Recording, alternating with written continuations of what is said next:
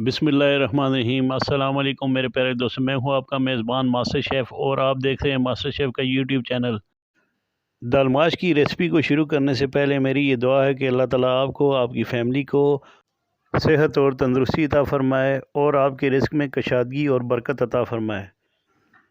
तो आज मैं आपके लिए दाल माश की ऐसी रेसिपी को लेकर आया हूँ जिसमें दाल माश आपको खड़ी मिलेगी। ये इंशाल्लाह देखने में जितनी खूबसूरत लग रही है, इंशाल्लाह खाने में भी इतनी मज़ेदार होगी। तो अगर आप मेरे चैनल पर नए हैं तो प्लीज़ मेरी वीडियो को लाइक कीजिएगा, शेयर कीजिएगा और मेरे चैनल को सब्सक्राइब ज़रूर कीजिएगा ताकि मेरी हर नए आने वाली वीडियो मेरे प्यारे नाज़रीन तक पहुंच सके। तो चलें स्टार्ट करते हैं इस रेसिपी को। बिस्मिल्लाहिर्रहमानिर्रहीम। ये मेरे पास ऑयल है, यानी तेल, और इसके साथ ये काली मिर्चें हैं, ये दड़ा मिर्च है मोटी साबुत, ये नमक है, इसके साथ ये पिसी लाल मिर्चें हैं, ये मेरे पास करी पाउडर है, ये धनिया पाउडर है, ये ज़ीरा है और इसके साथ ही ये हल्दी है। तो इन तमाम अज्जा को मैं इस रेसिपी में इस्तेमाल करूँगा।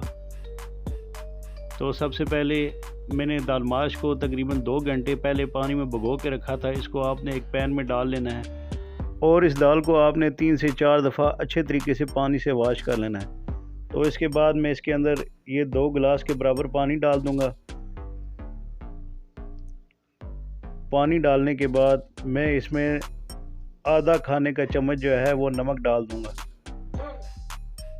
नमक से ये होगा कि इसका बेहतरीन टेस्ट आएगा। और इसको मैंने उबाल लिया है। अब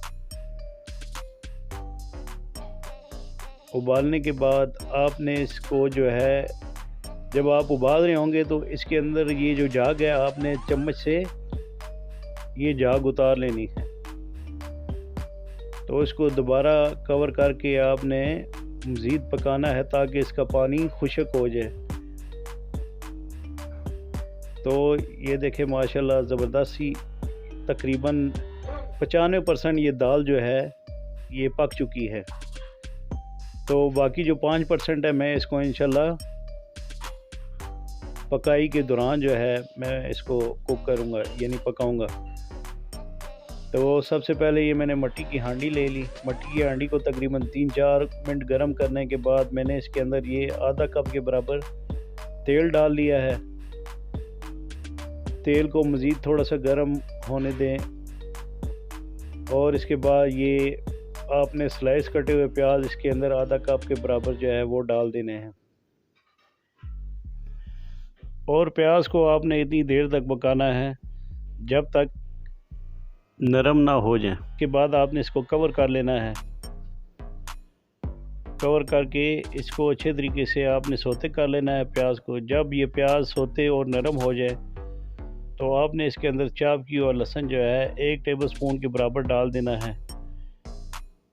लहसुन को मज़ीद पकाने के बाद प्याज के साथ आपने इसके अंदर दोबारा जो है वो टमाटर जो है वो तकरीबन आधा कप के बराबर इसके अंदर डाल देने हैं। और टमाटर इतनी देर तक पकाने हैं जब तक ये अच्छे तरीके से पक ना जाए। तो इसके बाद आपने इसके अंदर यानी 1 खाने के चम्मच के बराबर आपने नमक डाल देना है। आधा खाने का चम्मच आपने इसमें लाल मिर्चें डालनी है, हल्दी डाल देनी है और ज़ीरा डाल देना है आपने इसके अंदर आधा टेबलस्पून के बराबर। हल्दी जो है आपने 1 टीस्पून के बराबर डालनी है। इसके बाद आपने इसके अंदर दाल माश डाल देनी है जो मैंने उबाल कर रखी हुई थी।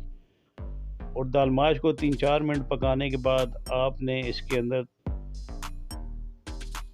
आधा कप के बराबर जो है पानी डाल लेना है। पानी डालने के बाद आपने इसको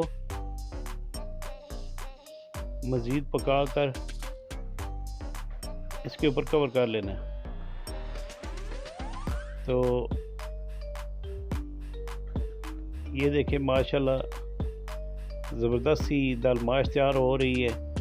इसके बाद आपने इसके अंदर दड़ा मिर्च डाल लेनी है 10 से 12 अदद। और ये कटी जूलियन अदरक जो है ये 1 टेबलस्पून के बराबर है। यानी 1 खाने के चम्मच के बराबर आपने इसके अंदर ये डालकर ये करी पाउडर जो है आधा टेबलस्पून के बराबर इसके अंदर डाल देनी है। आपने करी ये तमाम चीज़ें डालकर इसको अच्छे तरीके से मिक्स कर लेना है। मिक्स करने के बाद आपने इसको दोबारा जो है वो कवर कर लेना है और इसका मज़ीद पानी खुश्क होने देना है। जब इसका पानी खुश्क हो जाए और ऑयल नुमाया होना शुरू हो जाए, ये देखिए माशाल्लाह दाल माश हमारी पक चुकी है। तो जब ऑयल नुमाया होना शुरू हो जाए तो आपने इसके अंदर ये पिसा हुआ धनिया पाउडर डाल देना है और इसके साथ आपने गरम मसाला तकरीबन 1/2 टीस्पून के बराबर है ये डाल देना है और ये काली मिर्च है जो तकरीबन 1/2 टीस्पून के बराबर ये इसके अंदर डाल देनी है। डालने के बाद आपने इसके अंदर ये साबुत सब्ज़ मिर्चें हैं ये डाल देनी है